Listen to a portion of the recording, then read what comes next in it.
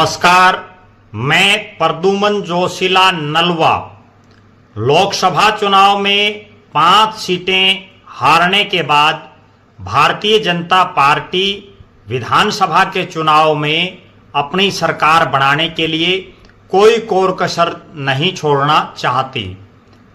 दो समुदाय विशेष रूप से, जिनमें पूरा किसान वर्ग और जो एससी समाज है, उनका एक बहुत बड़ा धड़ा इस चुनाव में बीजेपी को हराने के लिए और उसकी एवज में कांग्रेस पार्टी के पक्ष में वोट उन्होंने किए, जिसकी वजह से भारतीय जनता पार्टी 5 सीटों पर हार गई।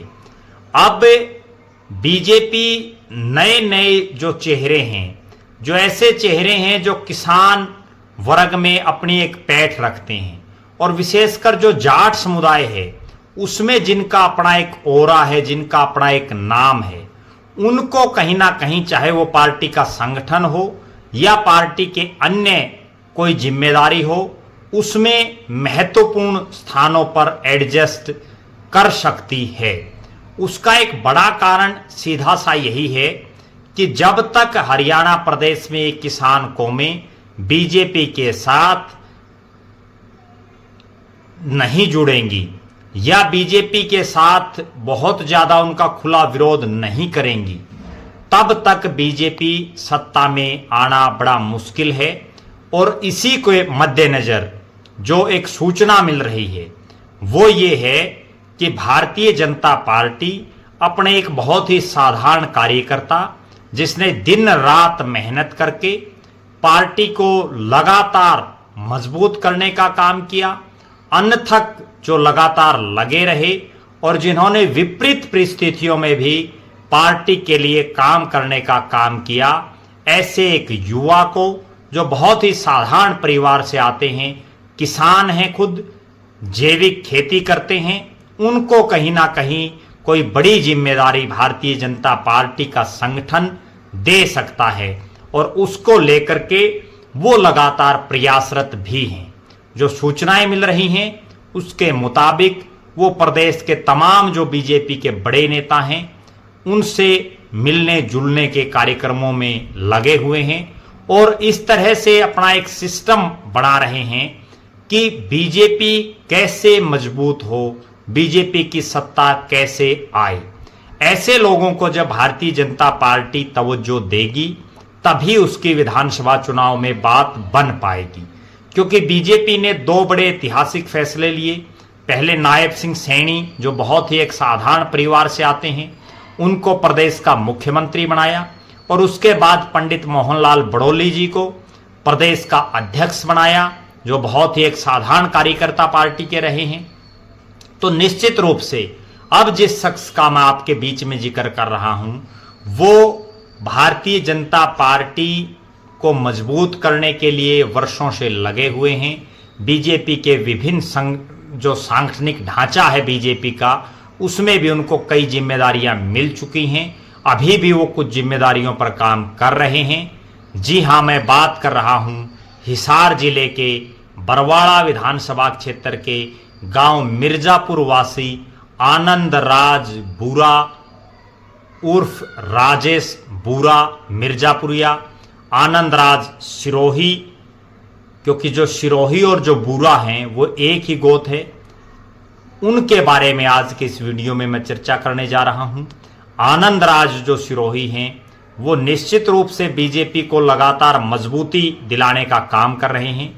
खुद एक किसान हैं और बहुत बड़े जमींदार भी नहीं हैं, जैविक खेती का काम कर रहे हैं, जैविक फसलों की पैदावार कर रहे हैं और बीजेपी के संगठन में वर्तमान में वो किसान मोर्चा जो है भारतीय जनता पार्टी का, उसमें प्रदेश के सह समन्वयक हैं, जो जैविक खेती जो प्रकल्प है उसके, प्राकृतिक खेती जिसको हम बोलते हैं। और अगर हम बात करें उनकी राजनीतिक सक्रियता की, तो वो लगातार भारतीय जनता पार्टी के विभिन्न पदों पर रहे हैं। बीजेपी के संगठन में अच्छी खासी उपलब्धियां उनकी हैं। अब वर्तमान में आनंद राज बूरा भारतीय जनता पार्टी को जिताने के लिए विधानसभा के चुनाव में दिन रात मेहनत कर रहे हैं।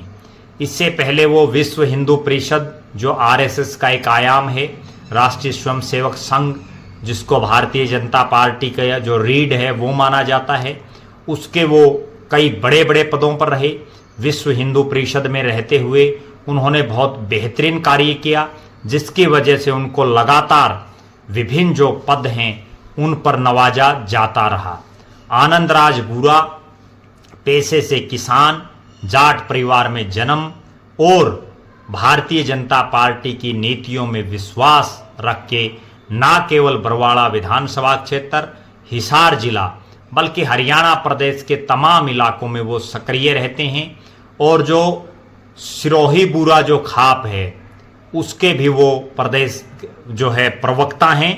और इनके अलावा राष्ट्रीय प्रवक्ता जैसा मैंने बताया उनको सरव बुरा सिरोही खाप के हैं। और अपना गांव अपनी गौशाला अपना रोजगार ट्रस्ट के वो अध्यक्ष भी हैं। गौशालाओं के लिए भी काम कर रहे हैं। उनकी खुद की भी प्रस्तावित गौशाला है जिसके लिए वो लगातार प्रयासरत हैं। और निगाइया राम बुरा मेमोरियल ट्रस्ट मिर्जापुर के वो चेयरमैन भी हैं। श्री कृष्ण जैविक खेती गोदाम चैरिटेबल ट्रस्ट हिसार के वो महासचिव हैं। हिंदू रक्षा दल के वो राष्ट्रीय संरक्षक हैं और भारतीय हिंदू समाज के वो प्रांत के अध्यक्ष हैं। और इन सब के अलावा वो लगातार पिछले काफ़ी समय से जो आरएसएस की राष्ट्रीय स्वयंसेवक संघ के जो विभिन्न आयाम हैं, चाहे वो विश्व हिंदू परिषद हो, चाहे वो भारतीय किसान संघ हो, इन तमाम जो आयाम हैं इनमें भी अपनी जिम्मेदारी बखूबी निभा चुके हैं। अब आनंदराज बूरा को भारतीय जनता पार्टी जिस तरह से वो काम कर रहे हैं, चूंकि बीजेपी जमीन के किसी नेता और कार्यकर्ता को कब किस मुकाम पर पहुंचा दे ये बीजेपी में ही संभव है, ये भारतीय जनता पार्टी में ही संभव है।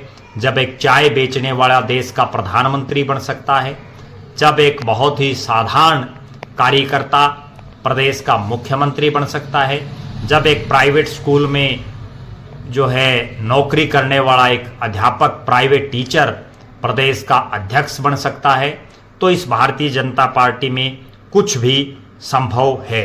एक स्वतंत्रता सेनानी परिवार से आते हैं, सूबेदार चौधरी तोखराज के प्रपोते हैं और छात्र जीवन से ही वो युवा क्लब और नेहरू युवा केंद्र के माध्यम से लगातार सक्रिय रहे और विभिन्न सामाजिक संस्थाओं से जुड़े हुए हैं।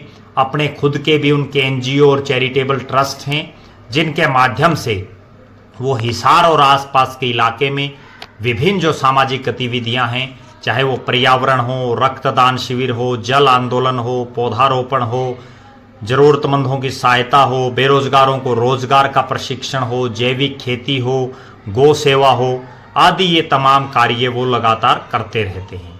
अभी जो उनका विधानसभा क्षेत्र पड़ता है बरवाड़ा, उसमें भी चौधरी रणजीत सिंह चौटाला को अच्छी खासी जीत हासिल हुई है।